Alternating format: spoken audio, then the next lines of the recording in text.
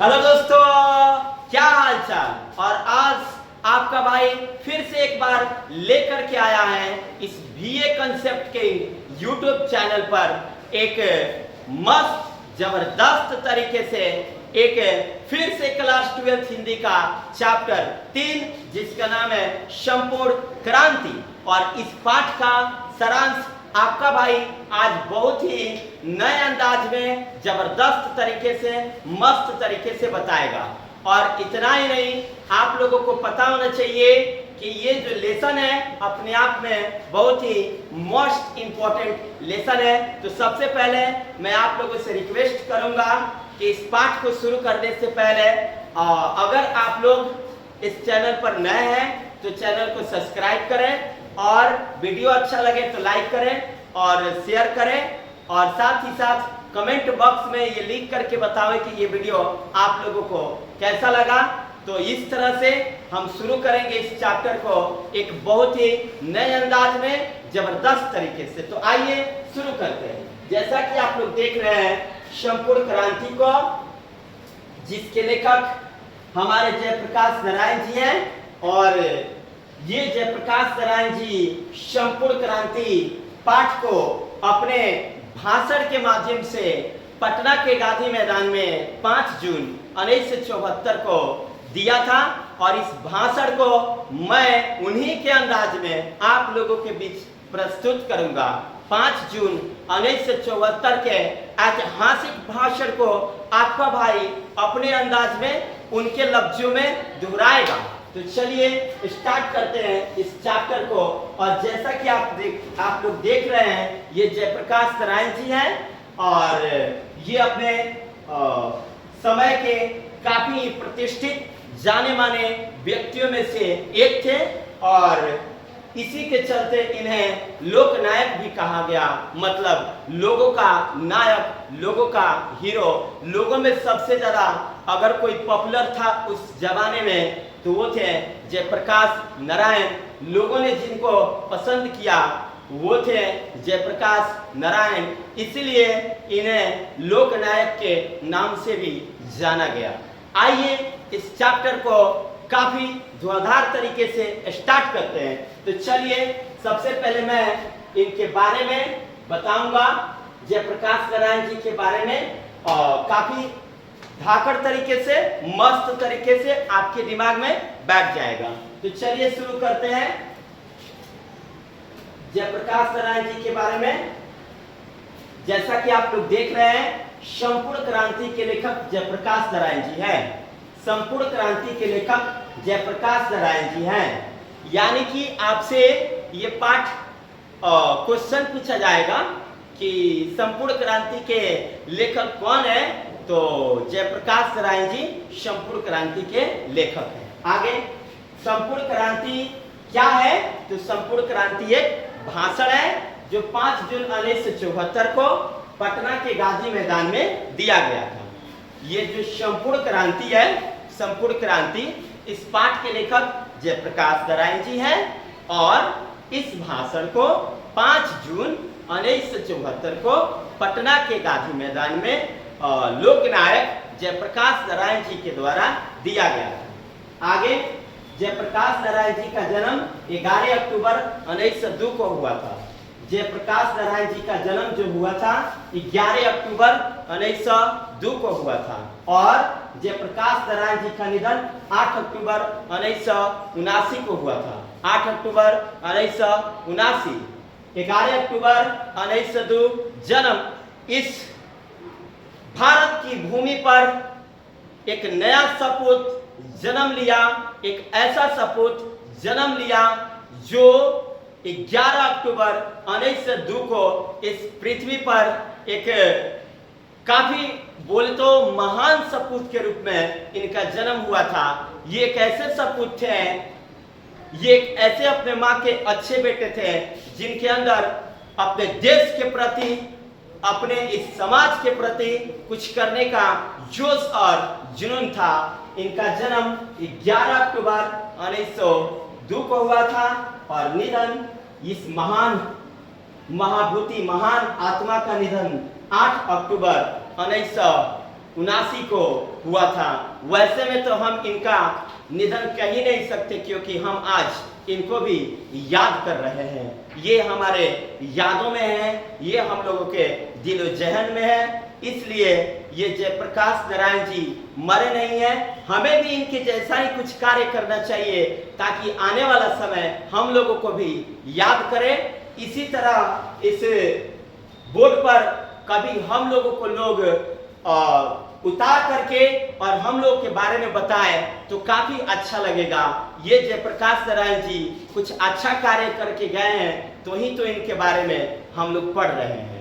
तो आइए, इस महान आत्मा का निधन 8 अक्टूबर 1979 को हुआ था और इनका जन्म स्थान सिताब दियारा गांव था। सिताब दियारा गांव। आगे, जयप्रकाश नारायण जी के माता का नाम फुलरानी देवी और पिताजी का नाम हर्षुदयाल और इनके पत्नी का नाम प्रभावती देवी था। हम पूछेंगे इनका जन्म स्थान तो सिताब दियारा और माता जी का नाम फुलरानी देवी, पिताजी का नाम हर्षुदयाल और इनकी पत्नी का नाम प्रभावती देवी था। जयप्रकाश नारायण जी के पत्नी का नाम प्रभावती देवी था। जयप्रकाश नारायण जी के पत्नी का नाम प्रभावती देवी था, पिताजी का नाम हर्षुदयाल था और माता जी का नाम फुलरानी देवी था। आइए आगे देखते हैं। आरंभिक शिक्षा इन्होंने घर पर व्यतीत किए, मतलब शुरू की जो पढ़ाई थी ये घर पर ही किए और आगे की शिक्षा के लिए पटना कॉलेजिएट पटना चले गए।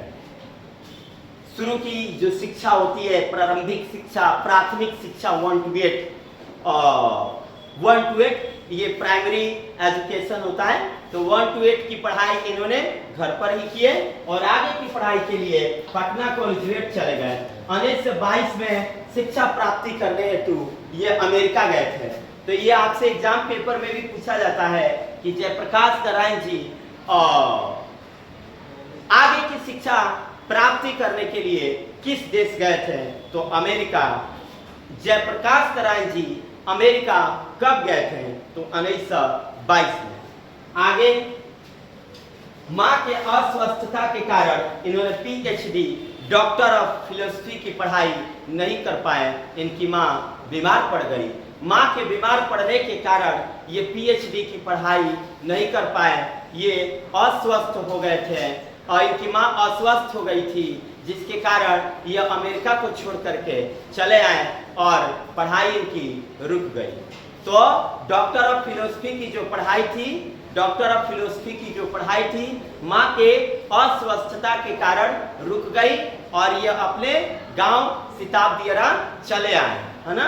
आगे चलते हैं, लेकिन आगे बढ़ने से पहले मैं आप लोगों से कुछ क्वेश्चन करूंगा, आप लोगों को उसका आंसर देना होगा। तो बताइएगा आप लोगों से, मैं बोल दूं कि जयप्रकाश नारायण जी के पत्नी का नाम क्या था। पहला क्वेश्चन, जयप्रकाश नारायण जी के पत्नी का नाम क्या था, तो प्रभावती देवी। दूसरा क्वेश्चन, जयप्रकाश नारायण जी का जन्म कब हुआ था, तो जयप्रकाश नारायण जी का जन्म 11 अक्टूबर 1902 को हुआ था। जयप्रकाश नारायण जी का निधन कब हुआ था, तो 8 अक्टूबर 1979 को हुआ था। जयप्रकाश नारायण जी का जन्म स्थान कहाँ था, तो सिताब दियारा। जयप्रकाश नारायण जी अमेरिका कब गए थे, तो जयप्रकाश नारायण जी अमेरिका 1922 में गए थे। जयप्रकाश नारायण जी की पीएचडी की पढ़ाई क्यों रुक गई, तो उनकी मां के अस्वस्थता के कारण उनकी पीएचडी की पढ़ाई रुक गई।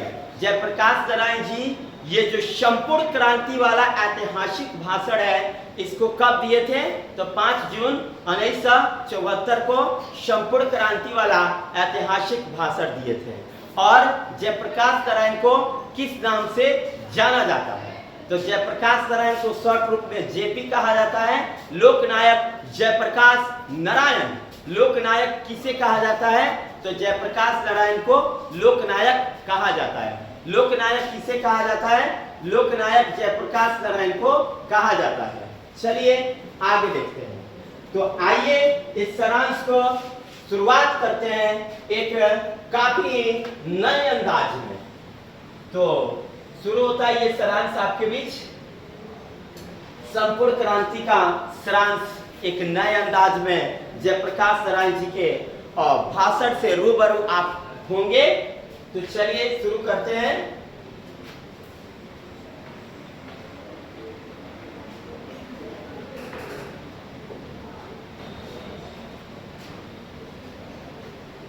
देखना है प्रस्तुत पाठ में लोकनायक जयप्रकाश नारायण द्वारा दिए गए ऐतिहासिक भाषण का एक अंग है। संपूर्ण क्रांति पाठ में जयप्रकाश नारायण द्वारा दिया गया एक ऐतिहासिक भाषण का अंग है जो 5 जून 1974 को पटना के गांधी मैदान में जयप्रकाश नारायण जी के द्वारा दिया गया था। आगे संपूर्ण भारत स्वतंत्र पुस्तिका के रूप में जनमुक्ति पटना से प्रकाशित है।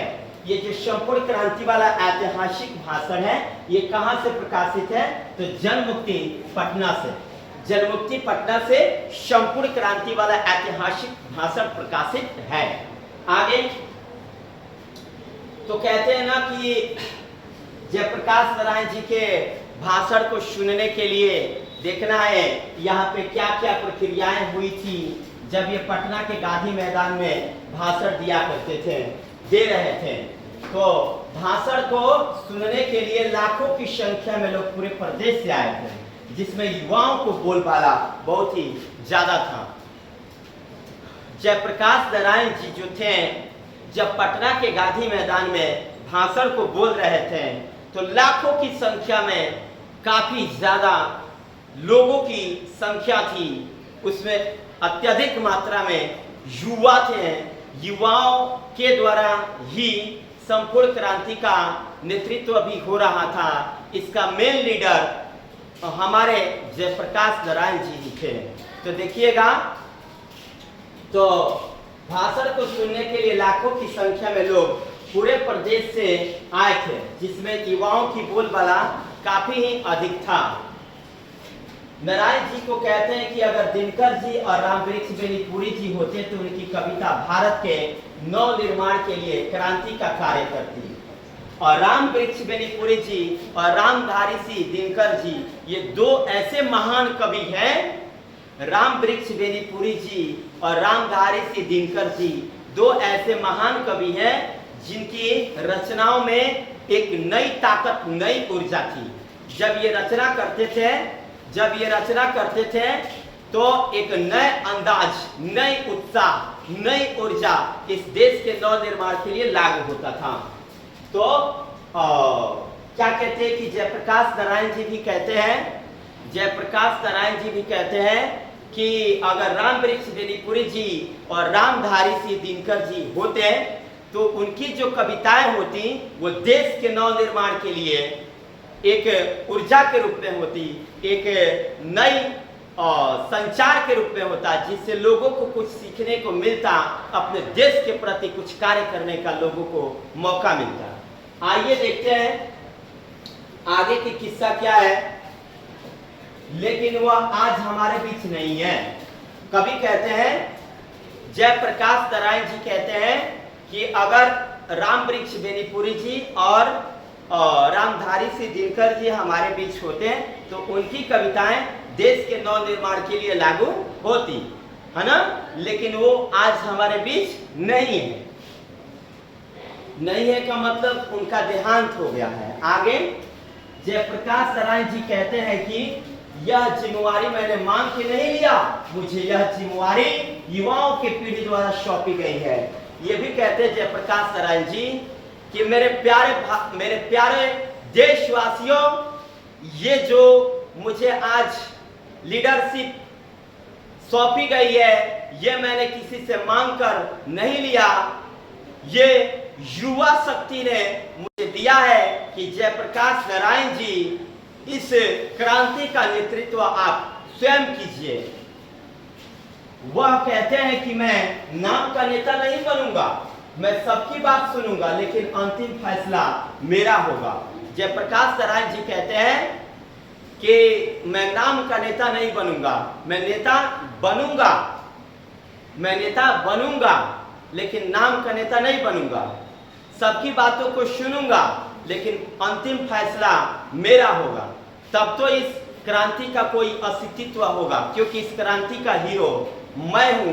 तो बात तो सबकी सुनी जाएगी, किसकी बात क्या है, सबकी बातें सुनी जाएगी, लेकिन अंतिम फैसला मैं निकालूंगा। किसी के दबाव में आकर के, किसी के कुछ कहने पर मैं निर्णय नहीं निकालूंगा।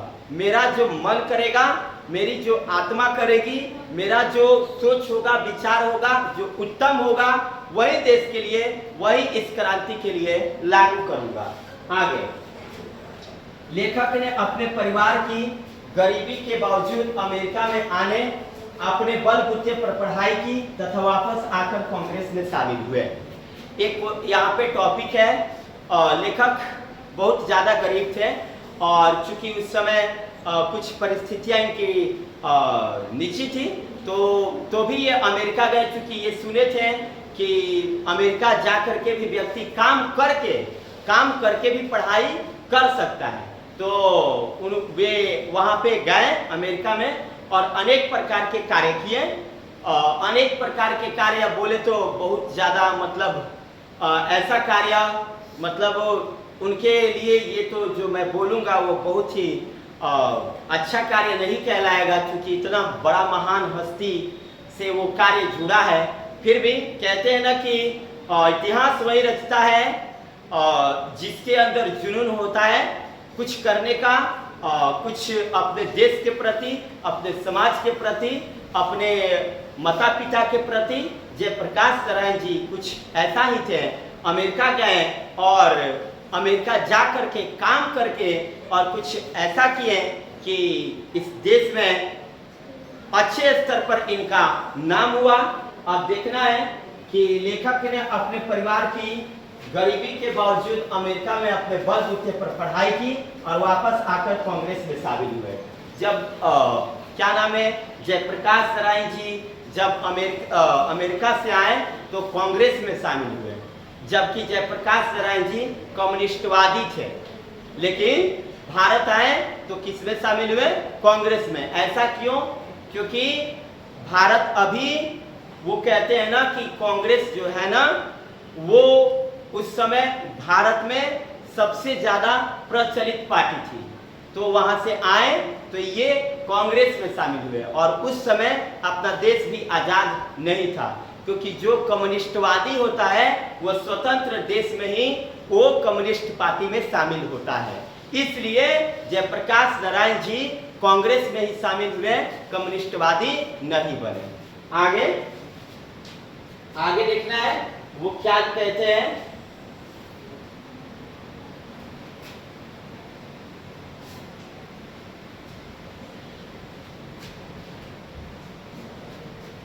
जयप्रकाश नारायण जी से मिलने बहुत सारे नेता आए और सबने उन्हें एक तरफ लोकतंत्र की शिक्षा दी तो दूसरी तरफ लोगों के जुलूस को रोका गया।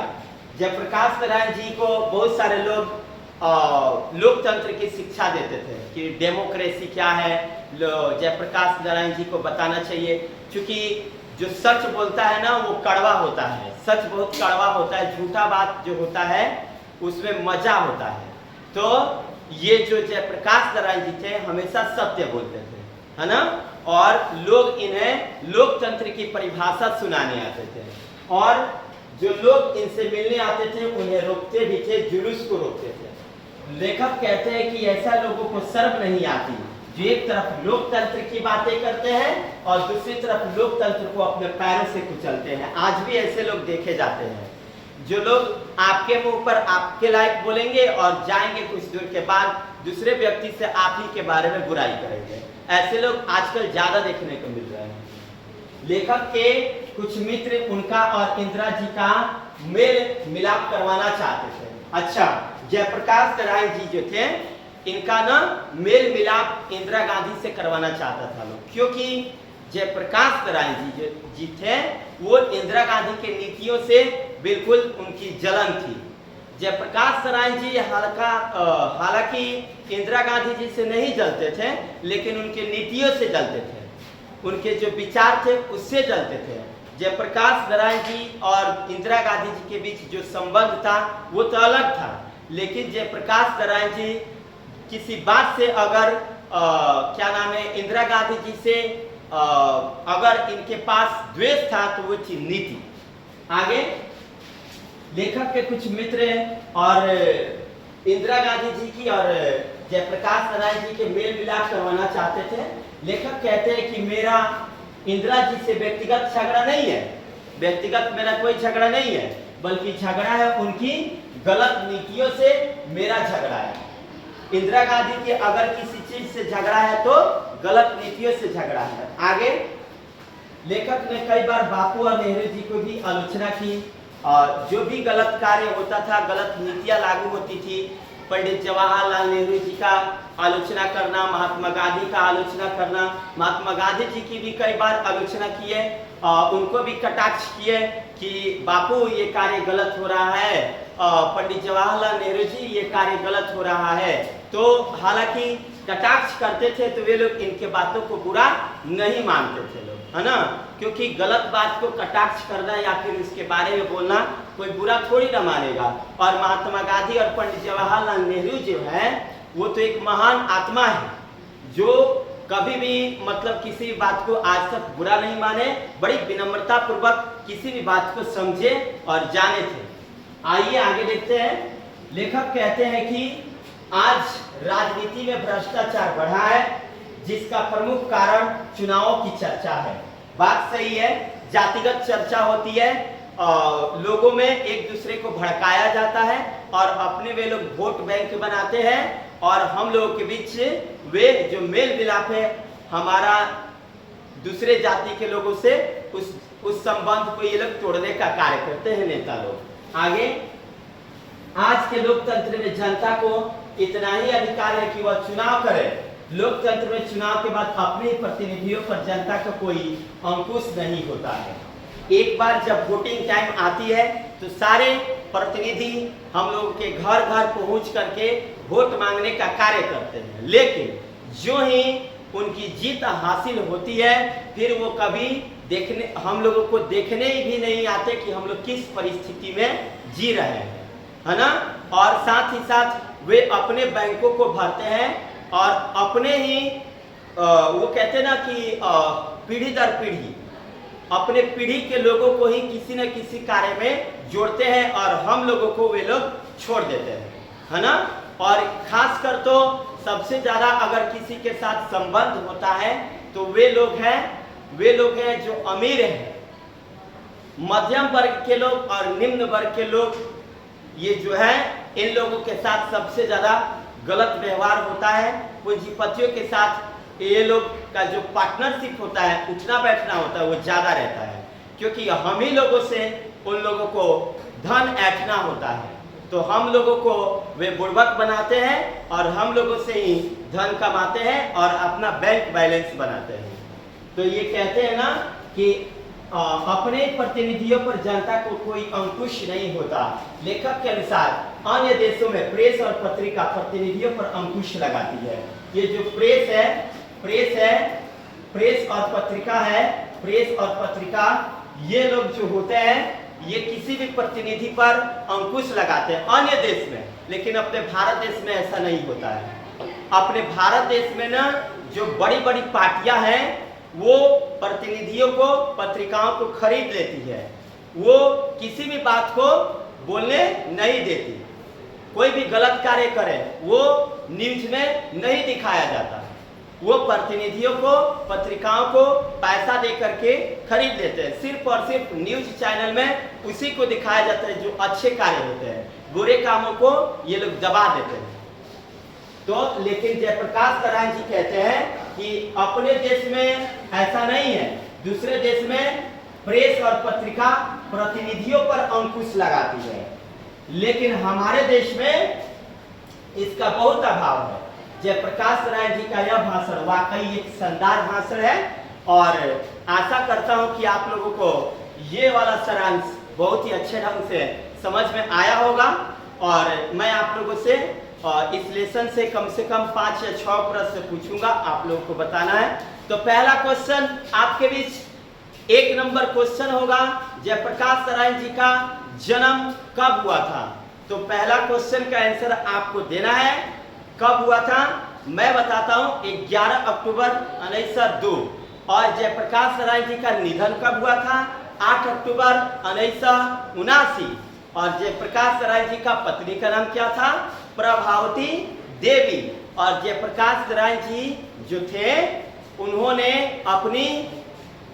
अपनी ऐतिहासिक भाषण जो था वो कब दिए थे? तो 5 जून 1974 को। और कहाँ दिए थे? तो पटना के गांधी मैदान में। तो आशा करता हूं कि ये वीडियो आप लोगों को काफी अच्छा लगा होगा। और मैं आप लोगों से कह देना चाहूँ कि इस पाठ का ऑब्जेक्टिव आपको नेक्स्ट लेसन में काफी शानदार तरीके से मिलने वाला है। और उस ऑब्जेक्टिव को जरूर देखें और ये वाला वीडियो ज़्यादा से ज़्यादा मात्रा में शेयर करें ताकि आपको भी फायदा और आपके दोस्तों को भी फायदा। आज के लिए इतना ही काफ़ी। जय हिंद, जय भारत।